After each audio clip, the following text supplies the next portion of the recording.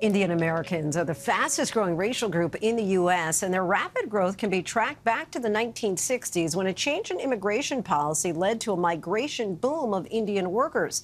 ABC's Zareen Shah sat down with 3 Indian members of Congress to discuss the impact of their representation and policies that both unite as well as divide them.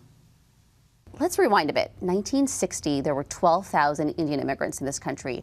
Now there's 5 million. You have a half Indian vice president, 5 Indian American members of Congress. There's a lot of people who are watching your growth and wondering how this happened. Well, I think it's the natural journey of immigrant groups to this country. I think first they establish their financial security, then they help their local not-for-profits, their mandirs, their mosques, and they help, other people in need, just like themselves, and then they, I think, get involved in the civic affairs of the country. At one point, I felt that I achieved my American dream, but I want to go help others achieve their American dream, especially living in Detroit, seeing how American dream is not accessible to many people. Opportunities are just not there. I said the best way for me to help would be to be in public service. We have seen a surge in undocumented Indian immigrants, different from how you guys came here, grown 70% in the last 15 years or so. Why do you think that surge is happening right now? Well, our legal immigration system is totally messed up, that it makes people desperate. I mean, the legal immigration issue and the undocumented immigration issue are connected to each other.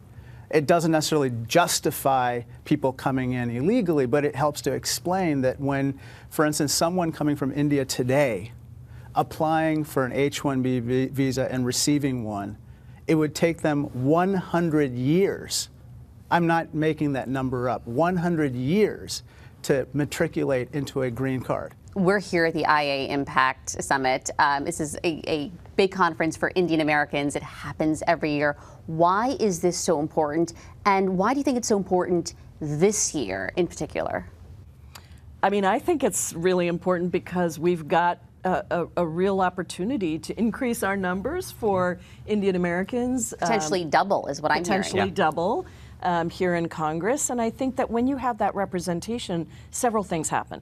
You change the way other people see their opportunities. You really engage people to vote more in our democracy, and you get better policy. Even the population of Indian Americans, I feel that 5 members is not sufficient representation, and we need to strive for more. Indian Americans have done so well economically in every other field, but we haven't built that political muscle, and we need to build that.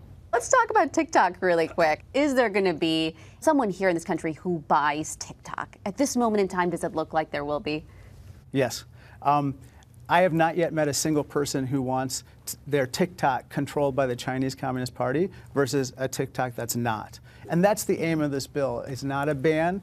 It's meant But if it's not sold in 12 months, within 12 months, it will be banned, right? It won't be available until it gets sold. How big of a concern? Do you think it can be found before November? I mean, I think that there's a very small number of people that could take it over, and frankly, some of those people, I would have just as many concerns in terms of controlling the content on TikTok as I do of the Chinese government. And so I think that there is a bigger concern here around how we address all of our social media platforms and communication on social media platforms. And I do think it may have a negative impact on the election, but I don't think it's going to be the determinative impact. I mean, I think there are lots of things out there that young people care about.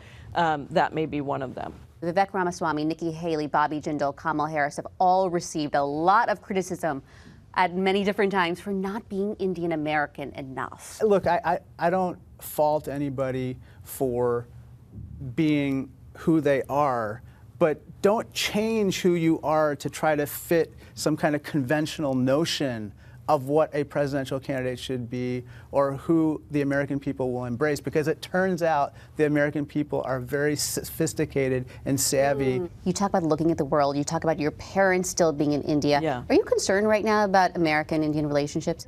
Yeah, I have been concerned, and I've spoken out about this, and I've been criticized by Indian Americans. This is one of the ways that I'm told that I'm not Indian enough.